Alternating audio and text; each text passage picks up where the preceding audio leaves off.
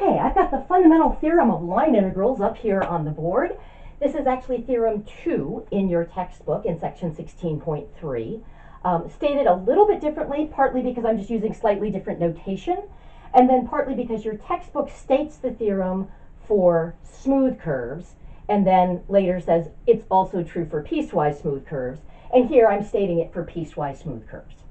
Okay, so if f of p, now I'm using p here just to represent an arbitrary point. I like that notation because that way I can be in either 2 space or 3 space. Whereas if I were to write it in terms of x and y would put me in 2 space and x, y, z would put me in 3 space. Okay.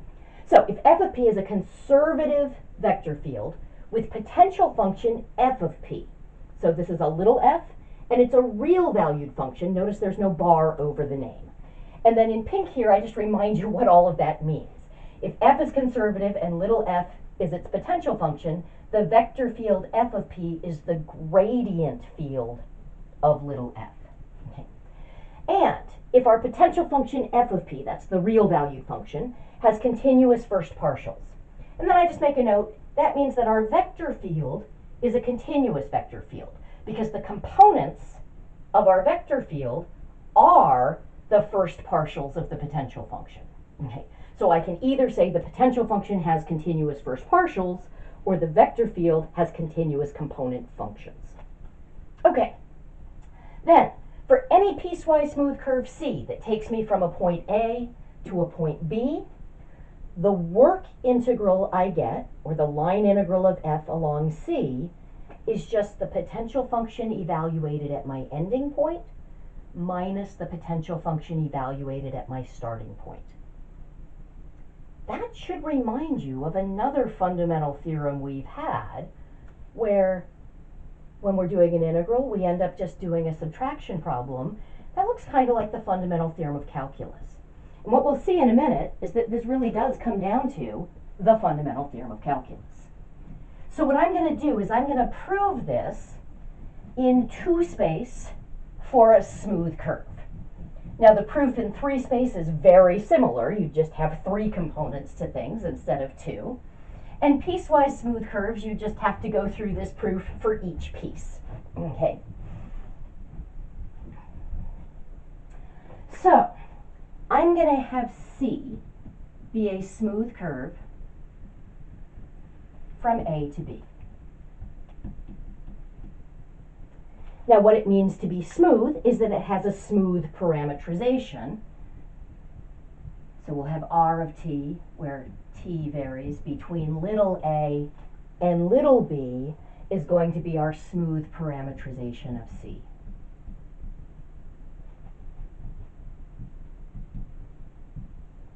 Remember, what it means to be smooth is that the derivative R prime of t would be a continuous function, okay? And it's never 0. And as a consequence, we have a continuously varying unit tangent vector. I think I'm going to go ahead and write out R of t in terms of its components, x of t, y of t, because in a minute it's going to be helpful to be able to write everything in terms of components. Okay. So basically, here's what we have. Here's my curve C, which is taking me from point A to point B. Notice R of little a would be my starting point A. When I plug in my initial parameter, I've got to be at my starting point. Similarly, when I plug in my ending parameter, I've got to be at my ending point. So R evaluated at little b is my ending point, capital B. Okay, excellent. And we're going to have f of xy. I'm going to go to writing my point in terms of x and y rather than just calling it p, because I now know I'm in 2 space, so an arbitrary point would just be a point x, y. This is going to be the gradient of f of x, y, which means it's just the partial of f with respect to x, comma, the partial of f with respect to y. Those are the components of my vector field. Okay, so what I want to do now is take a look at this work integral and see what it is we're going to get. So I think that gives me enough room.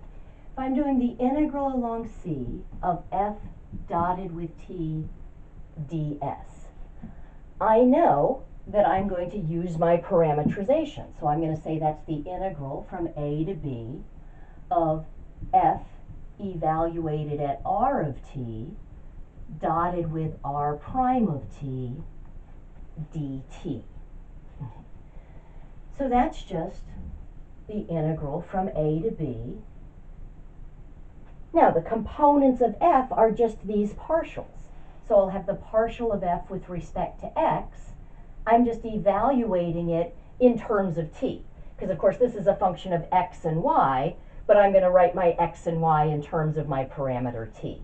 And then I'll have the partial of f with respect to y, again evaluated at r of t, dotted with r prime of t. I can also write that component-wise, because if r was just x of t, y of t, r prime would be x prime of t, y prime of t, dt. Okay. Excellent. So this is what I'm going to get. Now what I want to do is take a closer look at that dot product right there, because it turns out that this dot product is just a derivative. It's the derivative, it's a full derivative, not a partial, of my potential function evaluated at r of t. Okay. Now, that's a function composition. So when I take the derivative of a function composition, I use the chain rule. So over here on this side of the board, let's just remind ourselves how the chain rule would actually work. Now, f of xy is this real valued function, so it would be spitting out some sort of a z value. It's a function of x and y, but our parametrization makes x and y both functions of t.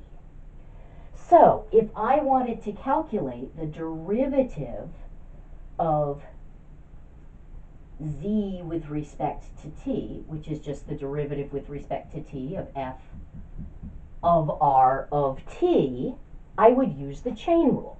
So I'm going to follow each one of these paths that connects my output, the real number z, to my input t. This would be the partial of f with respect to x. I can write it that way, or I can write the partial of z with respect to x. In this problem, because I don't have any variables appearing at multiple levels, either form of notation is fine. I'm trying to match the notation that I've used previously. Okay. This would be the partial of f with respect to y. This would be x prime of t, and this would be y prime of t. So if I just follow each of those paths, I'm going to get the partial of f with respect to x times x prime of t, plus the partial of f with respect to y times y prime of t. But that's just a sum of products, and we've talked about the fact that we can view that as a dot product. So I can view that as the partial of f with respect to x, partial of f with respect to y. That's what I have right here, dotted with x prime of t, y prime of t. Notice that's actually just the gradient of f dotted with r prime of t. So it's a dot product of two derivatives. Okay. But if I take a look, that's exactly what I have right there. Now here with the gradient, all I've done here is I've indicated that I would express that gradient not in terms of x and y, but in terms of t. But we know that that's what we do when we use the chain rule. When we write out the chain rule, we want to ultimately write our answer in terms of just the variable or variables that appear on the bottom line. So I would be expressing this in terms of t, as I've indicated right here. So this dot product is just the derivative of this function composition. This is very exciting. Okay, so I need to erase this. So miss having a bigger board. Okay, so we are integrating from a to b the derivative of f of r of t, and we're integrating that with respect to t. Now, what happens when you integrate a derivative? Oh my goodness, the fundamental theorem of calculus says we would just get this function evaluated at these endpoints. I would get f of r of t evaluated between b and a. But that would be f evaluated at r of b minus f evaluated at r of a, which is just f of b minus f of a. My potential function at my ending point minus my potential function at my starting point. Very, very cool. Okay. I want to just show you one other way that I could denote this.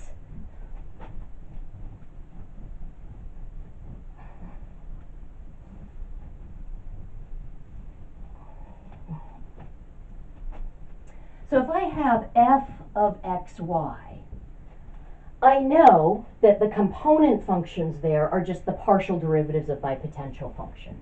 Now, your book likes to name these functions p and q, so I'm going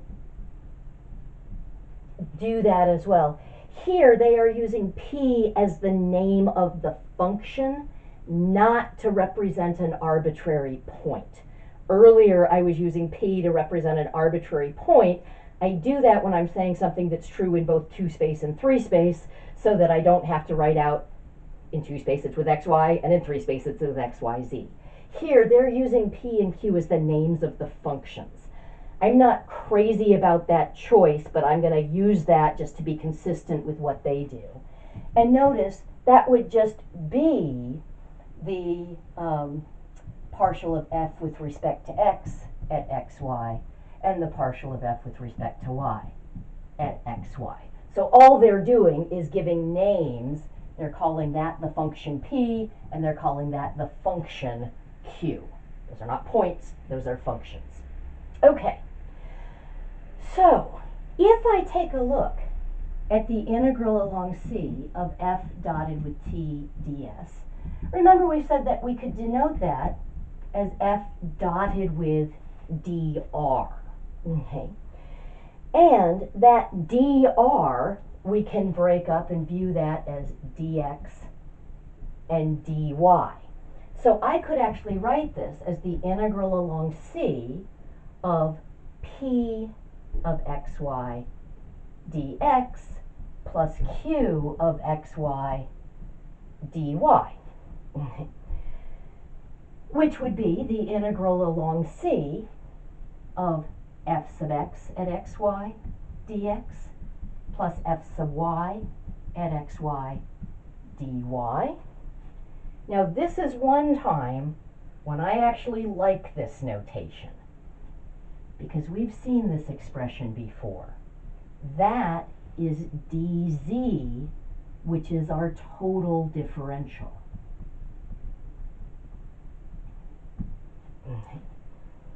Remember, when we talked about differentials, we said the total differential, which is the differential for the output, is just the sum of the rate of change of the output with respect to x times the change in x, plus the rate of change of the function with respect to y times the change in y. Okay.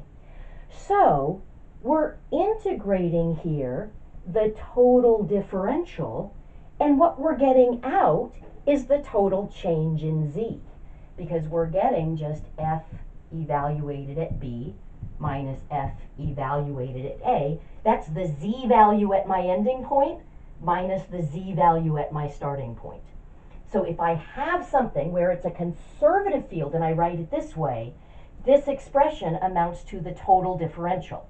That will only be true if my vector field is conservative. If these guys aren't the partial derivatives, this isn't the total differential of any function. But this says if you integrate the total differential, what you get is just the change in the function.